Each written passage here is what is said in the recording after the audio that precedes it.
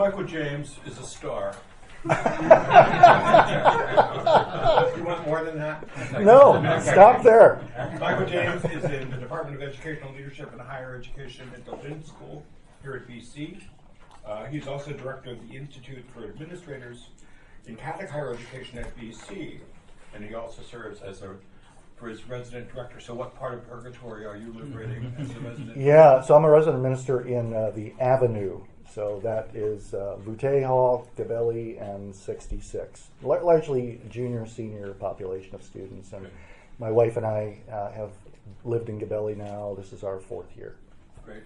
You want to say, before you begin, about your summer, what you do during the summer for you still do that thing for incoming Catholic presidents? Correct. Yeah, thanks, Mark. One of the real privileges of being at Boston College and having the support of the university, and in particular Father Leahy, is that when he asked me to come to Boston College, he said, look, this is what I want you to do, and do whatever you can to contribute to, enhance, provide resources for the perpetuation of Catholic education, K through 12. My particular area of interest is in Catholic higher ed, and so he asked me to take over a center that had preceded me called the Institute for Administrators in Catholic Higher Education. And in that capacity, I provide resources primarily for senior Catholic university administrators, provost, dean, president level, with a lens not so much on their competencies as administrators, although that's kind of assumed when they come to my group, but how is it that they are leaders of the Catholic identity and mission? And what is it that is necessary for us to do together as a global network of Catholic universities? So one of the programs that I coordinate with that institute is a summer intensive where 40 senior Catholic university administrators, now globally, come to Boston College, and we spend several weeks together in intensive conversation mainly, but with some kind of curricular aspects to it, and also an opportunity for those individuals who spend the time here to renew themselves. So we have opportunities for spiritual direction and communal worship, and that has, to my surprise, been extraordinarily successful in drawing individuals who find this kind of experience to be important to them, from first-year presidents to provosts who have been at their institutions for a while but have not been at that level of leadership, to individuals who are coming to a Catholic university but have had no experience in Catholic higher education, to individuals who do not come out of a Catholic tradition. And so the conversations are wide and but always inspiring for me in that it affirms for me that Catholic higher education is a unique and extraordinary gift to the world, and deserves to. So you run basically the Catholic version of Harvard's famous summer Institute for Incoming Presidents. When we envisioned this program, that was the model. We thought, hey. First of all, I thought we could do a better price point than Harvard does, which we do. Trust me, that's true. I know it's true, and really that we required to have that kind of level of conversation. So at the beginning of the institute, the idea was, well, let's do this baby presidents institute. So anyone who's first time in the presidency of a Catholic university. But guess what? Presidents, and I opened it up. We had it open to other senior administrators. Presidents don't like to go to programs where there are other people other than president. They like to be in a club together. So out of the 40 participants each year for the summer program, maybe 3 or 4 are presidents. But it's also fertile ground for these individuals to be possible candidates for presidencies of Catholic universities. So I spend a lot of time talking on the phone with search firms who are doing searches for presidents. Please join me in welcoming Michael to the Wazzies. Thank you. So it's really a pleasure to be able to talk about something that is a very personal project, but one that has taken me into directions of conversation with people that I would never have if I didn't participate with my collaborator Todd Ream.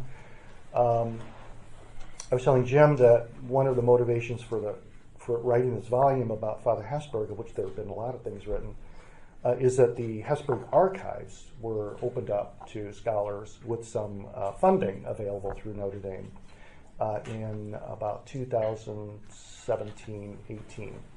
So Todd and I made our pilgrimages back to South Bend and swam in the archives and talked with people who knew Father Ted personally, and then we developed this idea. So, and then COVID hit, and things slowed down.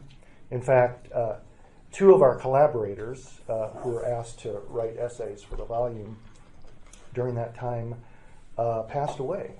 So this is a book that has real sort of people gave their lives in some way during this period of time. So it's a volume that not only intellectually for me is really interesting, but as a Notre Dame grad, it's almost required that at some point, if I'm doing work in higher ed, Catholic higher ed, that I would think about. So I'm also going to try to stay to a script so we can stay within a 20-minute little conversation and then have some dialogue. Because there are quotes and there are stories about Father Hesburgh that deserve some precision. So one of my favorite Ted Hesburgh stories takes place when he was a boy growing up in Syracuse, New York. And one day he came home from school and he found a woman in the living room sobbing with his mother consoling her. When Hesburgh later asked his mom what happened, she explained that the woman was Jewish and that their neighbors, most but not all of them Catholic, constantly insulted the Jewish woman, called her despicable names. And of course, with anti-Semitism, rife in the 1920s America, Hesburgh's mom sided with justice. She befriended the Jewish woman, took no quarter with her Catholic neighbors. Hesburgh says, "My mother used to use strong language on the neighbors who just cut that woman when she'd be out pushing her buggy." And Hesburgh remembered, and I'm quoting him again, "No one would even say hello to her except my mother. That was my first encounter with prejudice." So, apocryphal or not, it's worth noting Hesburgh himself actually told this story when he was asked about how he understood the particular way for his own vocation. So seeking out justice was a recurring theme in Father Ted's life. Another major event in his early formative life was during the Second World War, actually the breakout of the Second World War. He was studying at the Gregorian in Rome as a seminarian. And he was in town, he was in Rome when Mussolini invited Hitler to Rome. Hesburgh refused, as he tells the story, refused to go to the window of his apartment to look outside. Of course, he later kind of regretted not seeing this historic moment. But for Hesburgh, principles were principles, right? So those two little stories, of which we could all probably who knew or intersected with Father Ted or are relatives of Father Ted, these two stories, I think, are twin imperatives that give us a sense of a broad call for Father Ted to fight justice under the banner of Catholicism, and the notion that the United States could be a force for good in the world, shaped much of what Hesburgh did during his long life. Sure, as president of the University of Notre Dame from 1952 to 1987, Hesburgh reshaped Catholic higher education, undoubtedly raising the academic quality of Notre Dame and putting Catholic higher education more on par with the rest of American academic life. But the classic campus joke, and you probably have all heard this, what's the difference between God and Father Hesburgh? God is everywhere. Father Hesburgh is everywhere but Notre Dame. So this also resonates. Hesburgh was a towering figure in the second half of the 20th century America, beyond South Bend. serving presidents, corporate tycoons, and major philanthropies. He was a winner of the Presidential Medal of Freedom in 1964 and the Congressional Medal in 1999. He was even rumored to have been offered to serve, maybe you might have some insight into this, Jim, rumored that he might serve as George McGovern's running mate in 1972. Along with a few other figures, John Courtney Murray and Cardinal Francis Spellman, who come to mind, Father Ted really did represent a Catholic voice on national matters. Now, you might, from some perspectives, have landed on the liberal side of the spectrum, including especially on questions related to racial justice, economic equality, and the cost of Catholic particularism. And this has led some to criticize him for sacrificing his Catholic principles for some version of inclusive liberalism. But I don't think that's quite fair. His times were not ours. His culture wars not ours. The outside influences challenging Catholicism are different today than they were then. He often led the basic principle of combating prejudice, even if that brought him into conflict with the Catholic Church and its congregants. This was, after all, the basic principle that he learned watching his mom. This volume tries to push our recognition of Hesburgh's importance beyond the fact that he was president of Notre Dame for 35 years. Or maybe better put, to grapple with the fact that what he did at Notre Dame reverberated far beyond Indiana.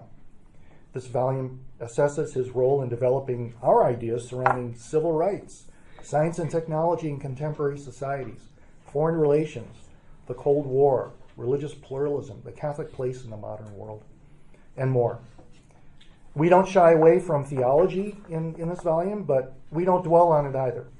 Instead, we use Hesburgh's understanding of Catholic theology to illustrate what he did and why and how it changed our world. We try to see Hesburgh as, in some ways, one might imagine Hesburgh wanted to be seen as a dedicated public servant doing God's work the best he could imagine. If his was the public face of American Catholicism for more than 4 decades, this volume, I think, helps us understand and evaluate his vital legacy. So, I'm going to tell a couple other stories, right? So bear with me.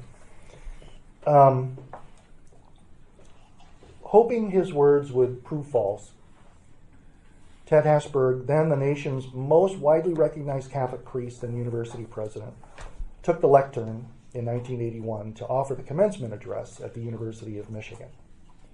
Earlier that year, he submitted the findings and recommendations of the Select Commission on Immigration and Refugee Policy, a commission often referred to today still as the Hesburgh Commission. On that day in Ann Arbor, Hesburgh, however, argued, and I'll quote him, "As long as there is a contradiction of abundance for the few and utter hopelessness for the many are going to move wherever there is abundance. You in your lifetime may yet see tens of millions of starving people marching to where there is food." 5 years later, Congress voted to approve a politically pared-down version of the Commission's recommendations, leaving all but guaranteed the fruition of Hesburgh's regrettable prediction concerning the decisions faced by tens of millions of starving people.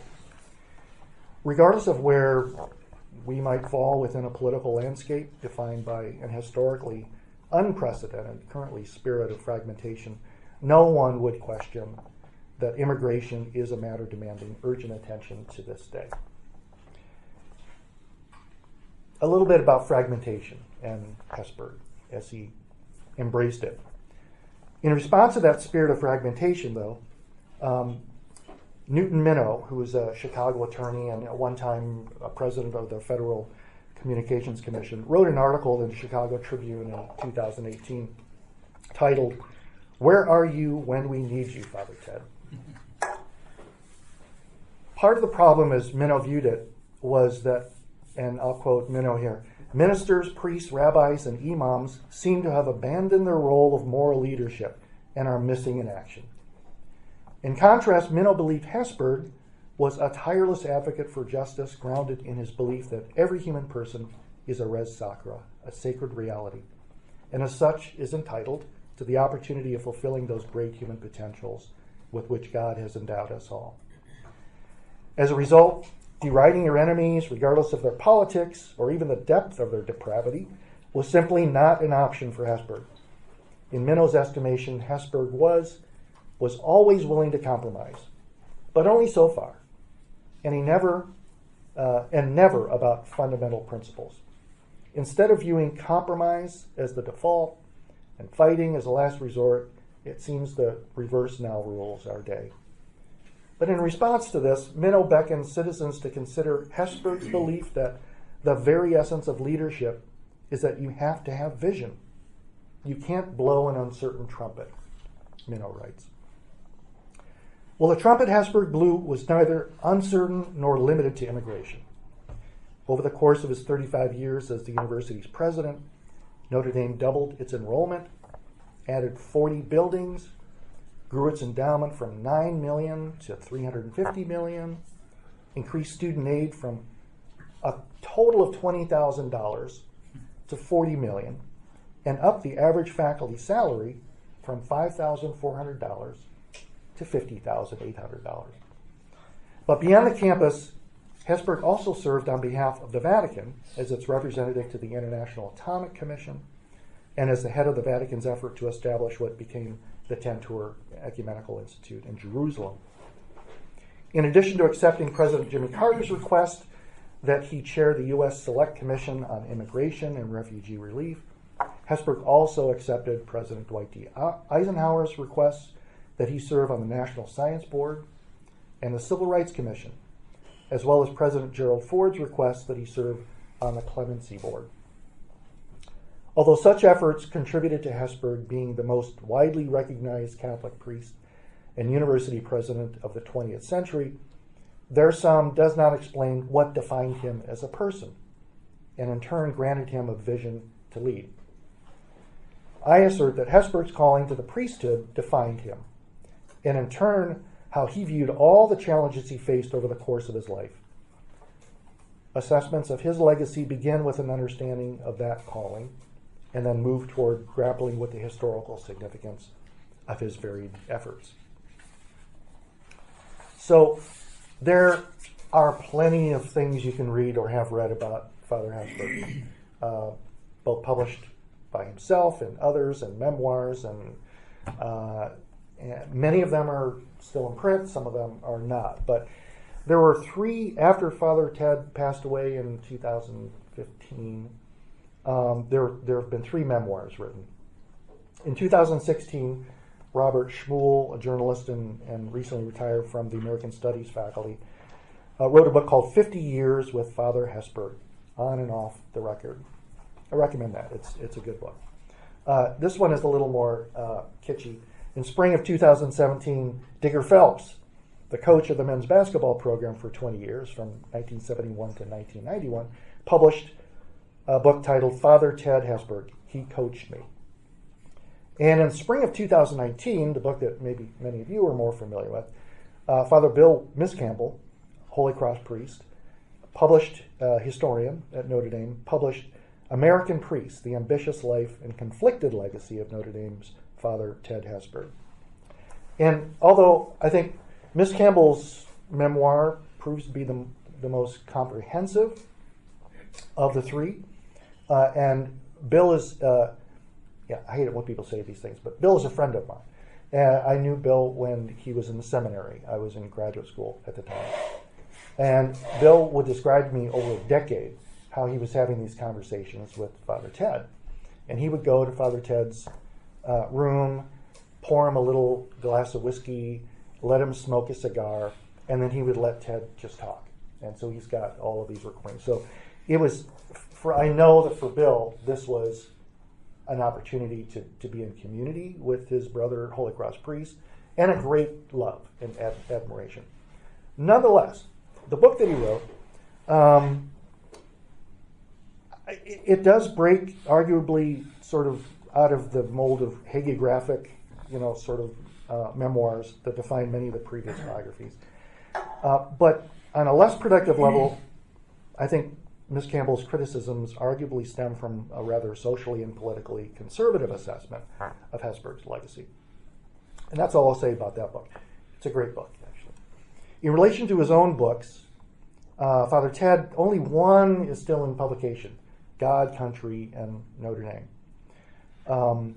He also published his dissertation, title of which, The Theology of Catholic Action, and he has a theology textbook called God and the World of Man.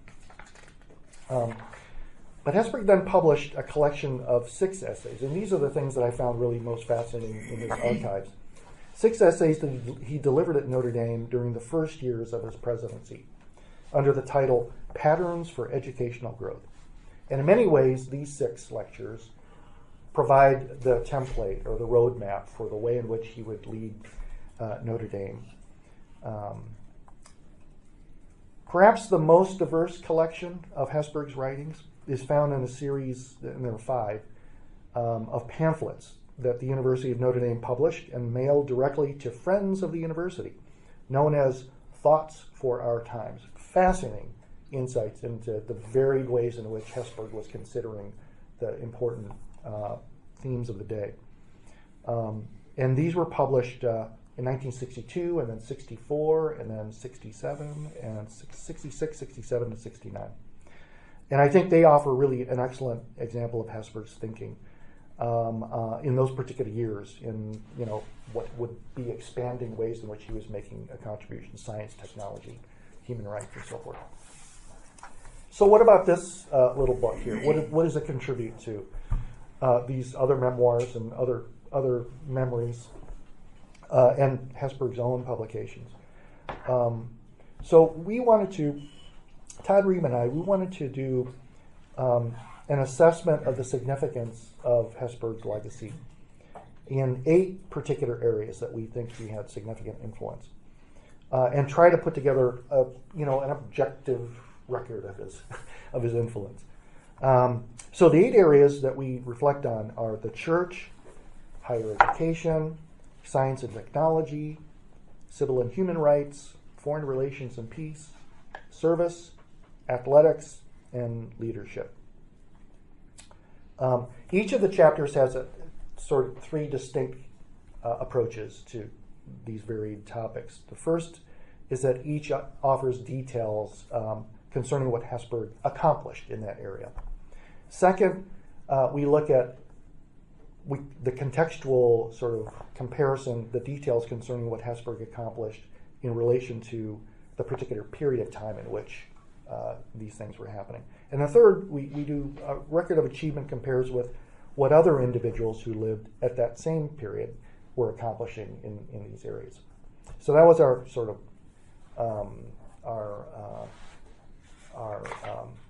our approach to the assessments. So chapter 1 is the church. I'm not going to read through lengthy passages of any of the chapters, but the first is the church, right? And I'd say that regardless of how he was called to serve, Hesburgh viewed himself as a priest, first and foremost. He was ordained in 1943, and Hesburgh's service of the church would span just over 7 decades. So this particular chapter explores the significance of Hesburgh's contributions to the church, how those contributions drew from Vatican II as an ongoing theological project, and what those contributions mean for the church, and what they mean in relationship to a host of other entities ranging from nation states to healthcare and healthcare delivery systems that the church is involved with. Chapter 2 is on the university, right? No surprise. One of Hesburgh's most widely noted contributions, I think, came through his vision for the University of Notre Dame. And this chapter explores that record of achievement as well as his record of achievement in relation to Catholic higher education broadly and higher education as a whole. Chapter 3, Science and Technology. Hesburgh's first foray into the realm of public service came in 1954. A young man, young priest, when Dwight D. Eisenhower asked him to serve as on the National Science Board. Holding that position until 1970, Hesburgh was involved in discussions pertaining to the federal government's response to events such as the Soviet Union's launch of Sputnik. And much of his early writing and policy work involved securing a clear purpose for the funding of science and the pursuit of scientific achievement during those years of rapid expansion. Chapter 4, his record on civil and human rights. Beyond his service to the University of Notre Dame, Hesburgh is perhaps most widely known for his advocacy for civil and human rights. He served as a founding member of the Civil Rights Commission and was a member of, during the passage of, listen to this, the Civil Rights Act, 64, the Voting Rights Act of 65, and the Fair Housing Act of 1968. And toward the end of his tenure, Hesburgh even served as chair of the commission from 69 to 72. Even after his formal commitments to efforts such as the Civil Rights Commission came to an end, civil and human rights continue to be a prominent theme in other forms of public service that he exercised, as well as in his writings. Chapter 5, we're halfway there. Foreign relations and peace. Serving as a priest, educator, and public servant during the height of the Cold War, many of his discussions in which Hesburgh was directly involved occurred within the context of the nuclear threat. On a number of occasions in his writings, Hesburgh would argue that the failure to address that threat would make all other threats faced by humanity irrelevant. He thus made such conversations his highest priority and argued others should do the same. Chapter 6, service. One of Hesburgh's core commitments as a priest was to serve as a voice for the poor and oppressed. His own writings reflect interests in related topics such as food scarcity, access to health care, and the implantation of democratic elections in nations that recently or only had recently experienced dictatorships. He also played a critical role in launching organizations such as the Peace Corps. And I didn't know this until I started reading, and I went to a friend of mine who was one of the first Peace Corps volunteers, and I asked her, did you ever run into Father Ted Hesburgh? She said, well, he did give us a talk, but my friend wrote a book about his experience in the Peace Corps, and maybe you should read that, and perhaps Father Ted is in there somewhere. So I read the book, and Father Ted is everywhere, right? Everywhere. As well as at Notre Dame. He was everywhere. In addition to advising Sergeant Shriver on the details of the organization of the Peace Corps, Father Ted created a partnership of colleges and universities in Indiana to launch the Peace Corps' initial pilot program. As an extension of his commitment to service, one of his greatest passions toward the end of his life was helping a former student and a classmate of mine, Dr. David Goss, provide health care in rural Ecuador through an organization now known as Andean Health and Development. He not only helped David, but David, who graduated with an accounting degree, went out to one of the big firms in Chicago, living the high life, and found himself really unhappy and just whole somewhere. Like he needed to do something else with his life. So he went back to Father Ted. He said, Father Ted, this is what I'm feeling. Can you help me discern what I should do next? He said, David, here's what you're going to do. You're going to go back to school, and then I'm going to send you to medical school, and then you're going to start a program to help healthcare in Central and South America. So those are the kinds of tentacles that Father Ted had. Chapter 7, intercollegiate athletics. So one can reasonably surmise, was Father Ted dragged into this athletic stuff because he had an interest in it, or simply because he was the president of Notre Dame? I don't know the answer to that. But Hesburgh's early efforts, regardless of his interest, focused on clarifying the role of intercollegiate athletics on his own campus. In time, he was also called upon to expand the scope of those interests by serving as the founding co-chairman of the now infamous Knight Commission on Intercollegiate Athletics from 1989 to 2001. This was after he was president. His writings thus also reflect his expansion of interest from efforts being made on the Notre Dame campus to college campuses across the country. Leadership, the final chapter. When writing about leadership himself, Hesburgh would often point back to a set of principles that he received from his predecessor at Notre Dame, Father John Kavanaugh, who essentially, and in fact, at the sort of exchange of leadership on campus, it's been told that Father Kavanaugh basically handed Father Ted the keys to the office, identifying one particular key that was to open a drawer in the desk where the Bank of Notre Dame was located. All the finances were in the desk of the president. And that's what Ted was left with. But Ted goes on to talk about how Father Kavanaugh really mentored him during his early years.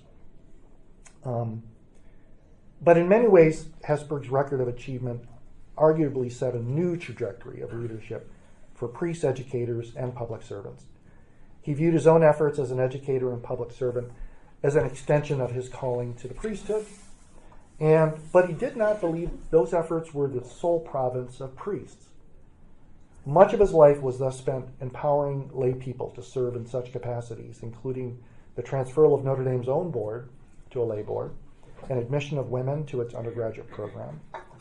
In order to protect the diffusion of power he believed he was called to offer, he occasionally found it necessary to exercise that leadership in ways that differed from maybe other presidents who were more locally focused, where he found himself in the White House, right, and at the Vatican.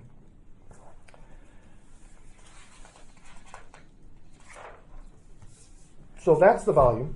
I think we don't provide every perspective possible. I think their assessments need to continue to be reviewed and assessed, and there should be another volume to assess our assessment of these assessments.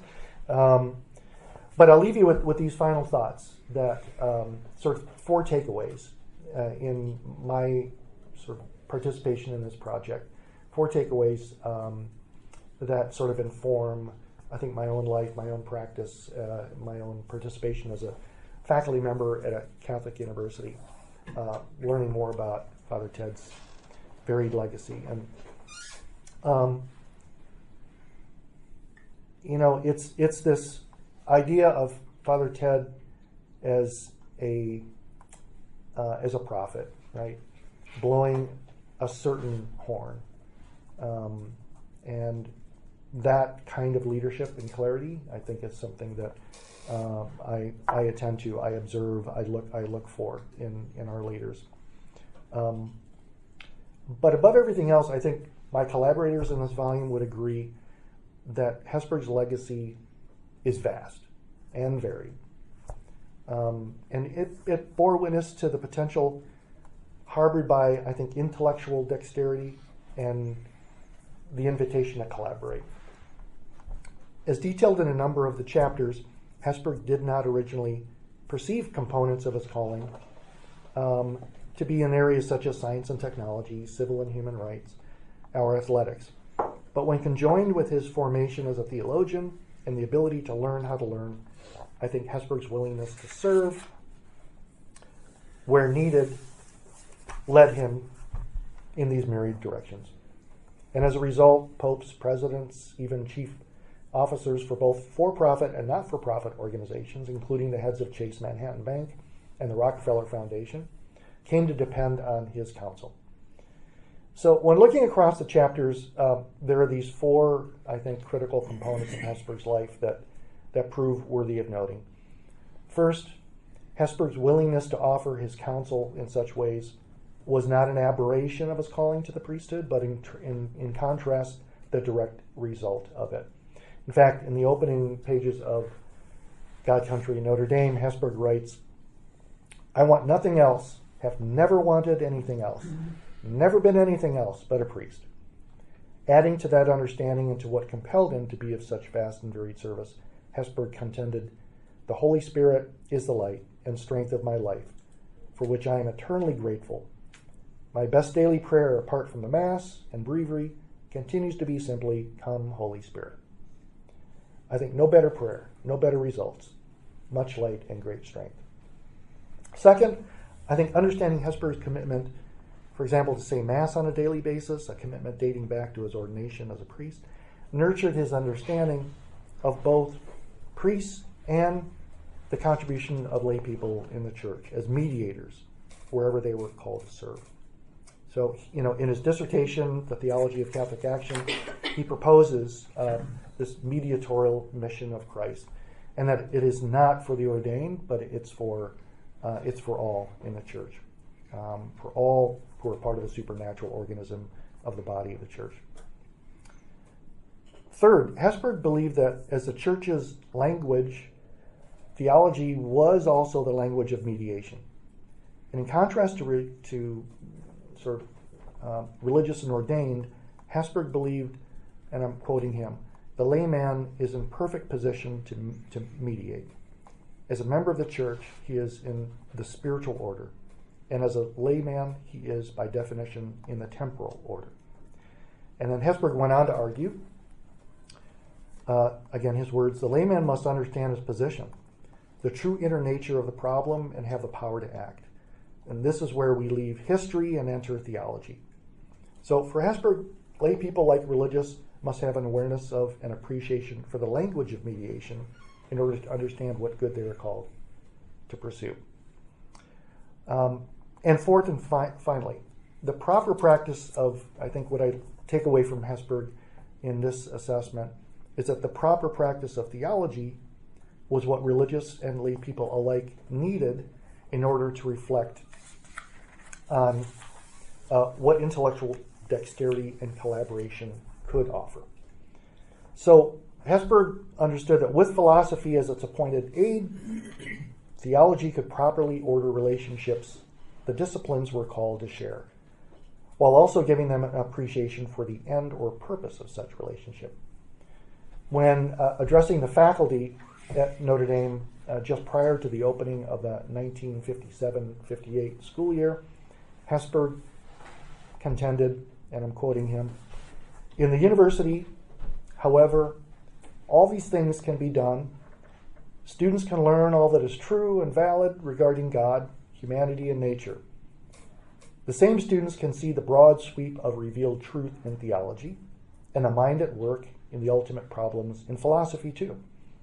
They can glory in the intuitive sights of poetry, thrill at the recent discoveries of astrophysics, ponder the age-old lessons of human success and failure in history and literature. Perhaps the integration of knowledge will come to be in the mind of the student, but how, except if accidentally, if few of their professors really understand or appreciate each other's specialized branches of knowledge. So what a way to start out the academic year, right? The university may prove to be the proper place for the church to turn when such work was needed. And Hesburgh believed, however, that theology was needed, not simply needed so that religious and lay people spoke properly of God, but also understood how the integration of all knowledge was conjoined in pursuit of its proper end. So thanks for being patient with me. When finding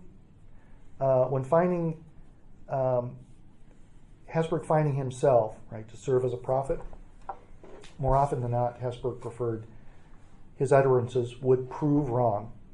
And as with immigration, readers of this volume will quickly discover the challenges Hesburgh addressed during his time still merit the best prayerful imaginations, disciplined thinking, and charitable deliberation that we can offer. On behalf of the sake of the tens of millions of starving people marching to where there is food today, nothing less, I think, will prove acceptable. So as previously noted, the explicit purpose of this volume is to offer some defined space in which leading scholars who represent a wide range of disciplines can assess the significance of Hesburgh's legacy. But the implicit purpose is to invite you or readers to consider what trumpet we may blow, where we live. I think the beneficiaries of Hesburgh's legacy include clergy and educators and students and policymakers and heads of state and coaches, to name only a few. But we all have trumpets to blow, and may ours not be uncertain. Thank you. Michael, let me give a short story in that question. Yeah. 8 years ago, I gave the over retreat to the Board of Trustees of St. Mary's College. My sister's a Smith here. Mm-hmm. No, my male cousins all went to Notre Dame. Yeah. I went to St. Mary's. And afterwards, Monk Malloy, with whom I've sat on a number of previous president of Notre Dame, sat on a number of boards, he came up and said, that was pretty good. He said, we have all kind of Boston College Notre Dame stories. And I said, oh, like what? I don't know where that. He said, like what? And he said, well, what do BC and Notre Dame undergraduates have in common? And I said, what? He said, they all got into Boston College. So I laughed. And then I said, we don't have BC Notre Dame stories. We have Society of Jesus Congregation. Exactly. And he said, like what? And I said, well, what does the Congregation of the Cross run? University of Notre Dame. What does the Society of Jesus run? Everything else. And now with Holy Mother, and now with Pope Francis, Holy Mother Church. You know. So, and then he laughed wryly, and then he said, "At the end of my presidency, it seems to me that 60% of everything that Notre Dame is a result of Ted Hesburgh." Mm. Would you agree with that? Monk Malloy said this? Yeah. He was quite modest about his own contribution. Yeah. There's no doubt that that he developed a fundamental set of principles, a building block, a vision. There's an imprint to him. Literally in the bricks of the place. But it's there's this funny thing about Notre Dame graduates. Regardless of when you graduated, you can sit down to the table with a Notre Dame grad and have a long conversation about meaningful things. Not just recounting glory days of, football Saturdays. We can have meaningful conversations about who it is that we interacted with in class. What were the topics of the day? What does Notre Dame have to say about immigration today or the ongoing Israeli-Palestinian conflict? These are, I think that's what Ted did. He modeled that. And as much as faculty would, roll their eyes back when he gave speeches because he would tell these endless stories about who he had just met with that day, which were, everybody, that's important. In fact, there was a faculty congregation where the person sitting next to me, a theologian, said, "All right, we're going to play the Ted Hesburgh game." Like, what does that mean? He goes, every time Father Ted name drops, we're going to count it. And there's like 140 times or something. But even with those, I'd love to have that kind of set of quirks, or that criticism of me. I think there is no doubt. And even, through the last days of his life, he held court in an office that was set up for him at what is now the Hesburgh Library. And he continued to give counsel, Even, with my classmate David Goss, who founded this Andean Health, who does that? Who picks out a person who comes to you and says, "I'm discerning a life change. And, Father Ted's, I've got a vision for you. It's going to be really hard, but you're going to make a contribution." I think it continues personally as well as institutionally. I think. Now, Annabelle is related to Father Hesburgh. Do you have any questions for Michael? Not right now. I don't know. That was a really great presentation. I just know, like I said, he's my mom's sister-in-law. It's like my aunt. It's her uncle. Yeah. So I don't know. I just never knew too much about him. Yeah. But this is a very, very fascinating presentation. So I'll definitely be chatting with her at Christmas. So are you willing to take questions? Yeah. Oh, yeah. Okay, yeah. question? Absolutely. Peter. This might sound a little irreverent, but do you get the sense that, here was a guy, who would name drop, who just, as a young priest is invited by Eisenhower onto this commission. Do you get the sense that there was any ambition in him for this, or that it all just organically evolved like it was God's will, that this guy was just invited, he took one thing led to another, or that he was sort of perhaps, and I feel bad, I'm almost talking about a saint, this way, or that he was, actively seeking these things out. Yeah.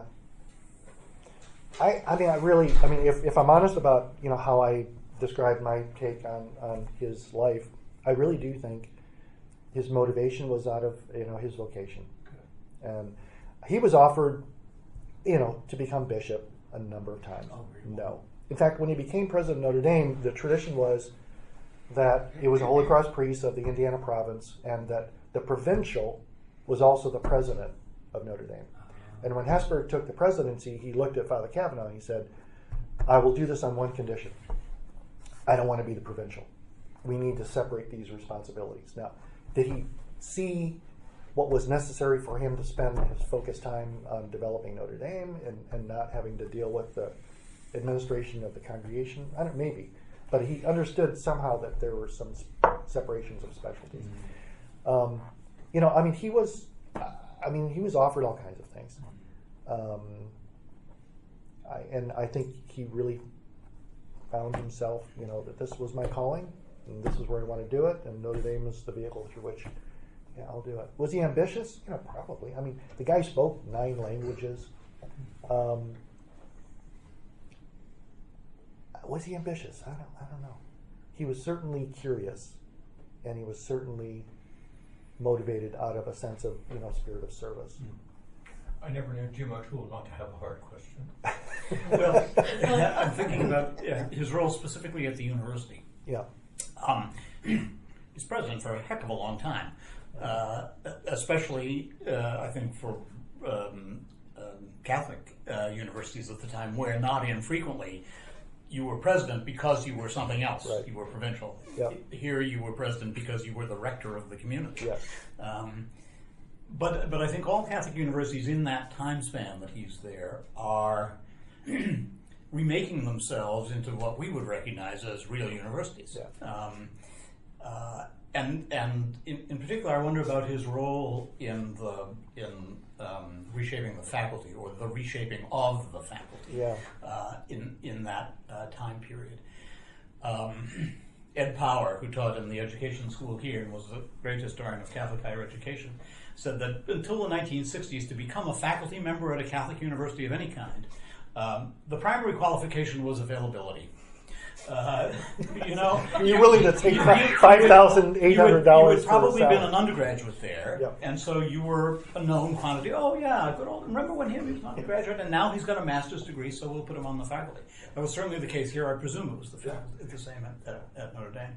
The shift that happens is these other standards from American higher education start to have an impact. No, you have to have a terminal degree. You actually have to know what you're teaching. You have to be a specialist in only that. I'm not operating on the assumption that one person as president can make that happen on a faculty. But what was Hesburgh's role in that shift at Notre Dame? Yeah, the chapter on the church goes a little bit into one dimension of the way in which Father Ted exerted a vision of Catholic higher education that I think invited a greater and a more robust intellectual, sort of community on campus, including more lay people, and building departments. And Father Ted is often sort of criticized. In fact, so he was an author of a pontifical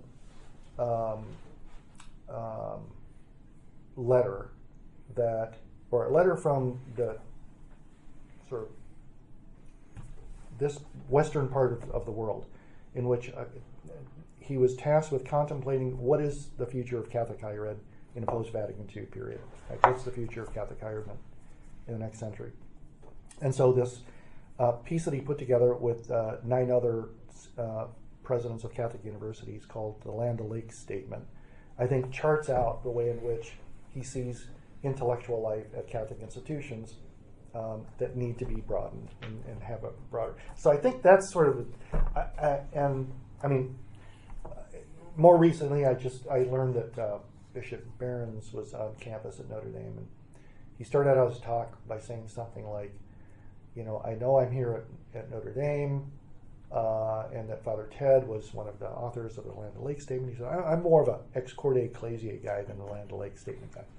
What Barron's gets wrong is that Land O'Lakes statement, almost word for word, is in the John Paul II document Ex Corde Ecclesiae, which is sort of the first major publication on what Catholic institutions should be. So, I think it was very intentional, and I think presidents who today, who think that they want to move the dial in terms of their intellectual strengths while also, contributing to the Catholic mission, have to be really intentional. It's not by chance.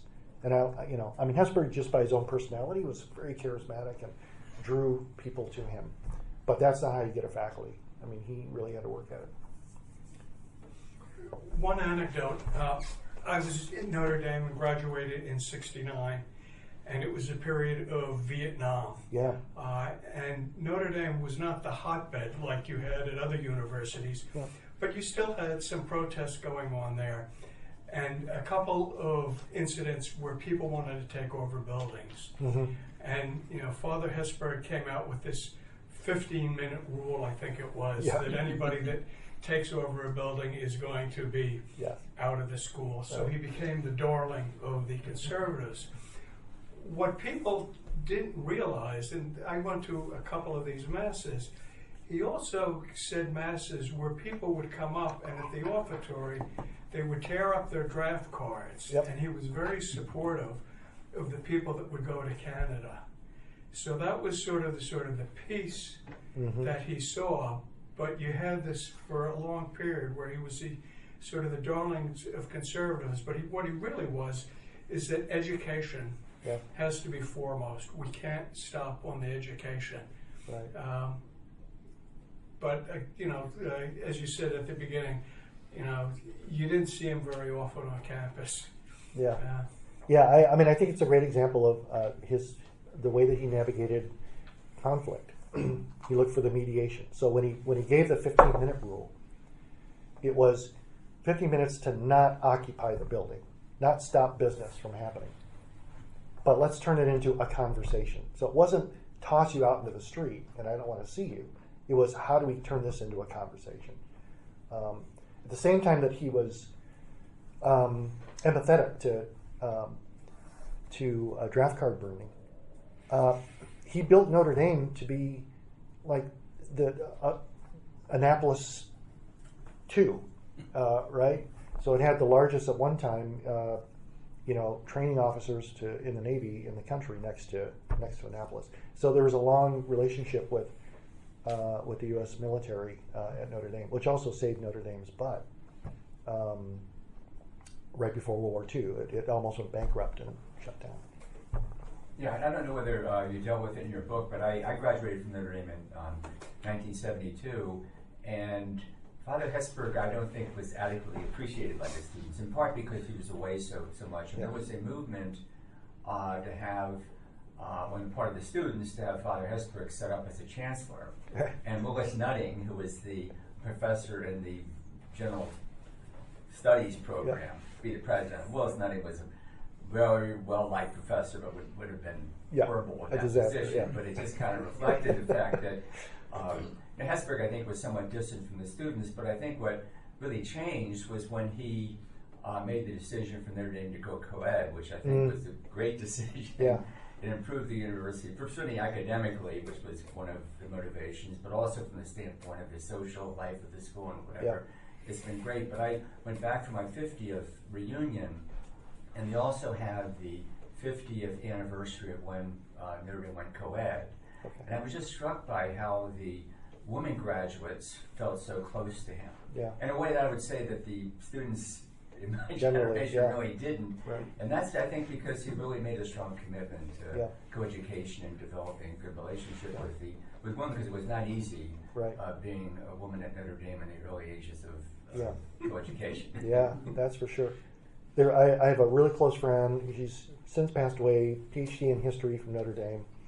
And we were having this conversation about women at Notre Dame and, 50 years. And she said, look, there were women at Notre Dame before that. I said, really? She goes, I was there. I was a PhD student. She's a Benedictine.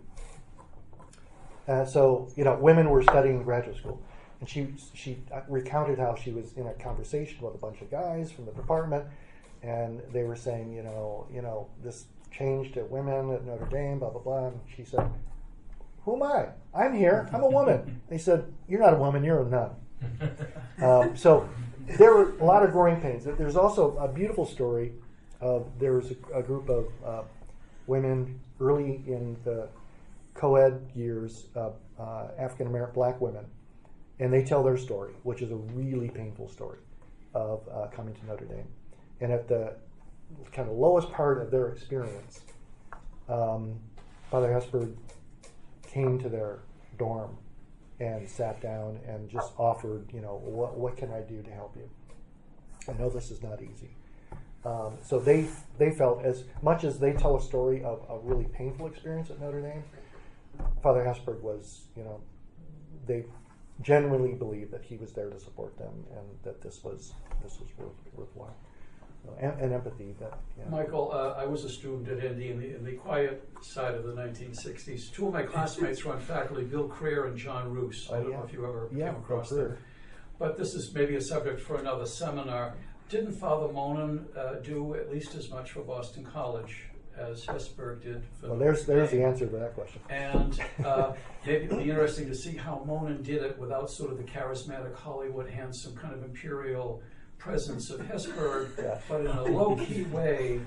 Didn't he do an extraordinary, and I'd like to sort of, maybe Jim has written, you wrote the great book Militant and Triumphant, which is why I couldn't turn the pages fast enough. Maybe there is such a study, but sort of comparing the two styles would be interesting. Yeah, that's I think it's a beautiful. I mean, certainly, the group that Hesburgh was part of. So he wasn't a singular guy working alone. I mean, he was in collaboration. But it was a sort of a closed society. So, for example, when he invited the group of presidents to Land O'Lakes retreat house in Wisconsin to write the Land O'Lakes statement, all men, no women's institutions, right? So that, I think that was a deficit, and that was a part of his time. But he was, a collaborator, and I don't know. I think somebody like a president like that, including Father Monin, you can't do it alone. You can't just use your charism.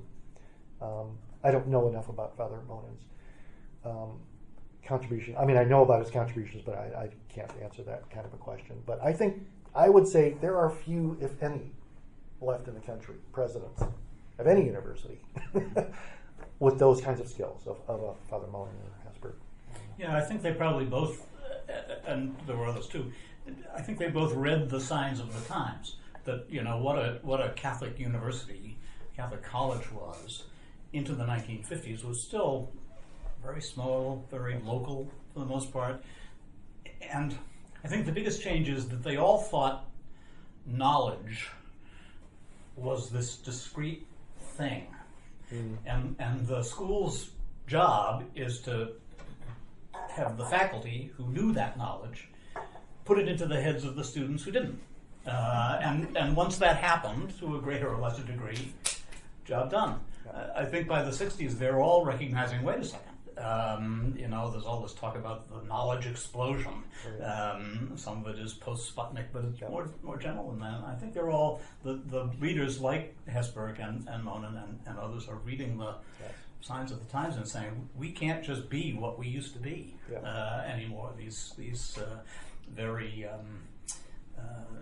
closed, traditionally defined sort of things. We've got to be open to that. They're getting pressure from accrediting agencies to change and so on. But I think they're shrewd in correctly reading the signs of the times that things have got to change. We just can't keep doing that. So we've got to upgrade the faculty. We've got to upgrade the research facilities. We've got to upgrade the students, and so on. An old Jesuit said to me once about the Land O'Lakes statement.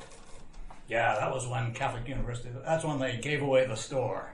That's what Miss Campbell says, basically. Yeah, and I thought, maybe so, but that store was already planning the going out of business sale. Some of them did go out of business. So we can't be that anymore. What are we going to be instead? That's exactly. Thank you, Michael.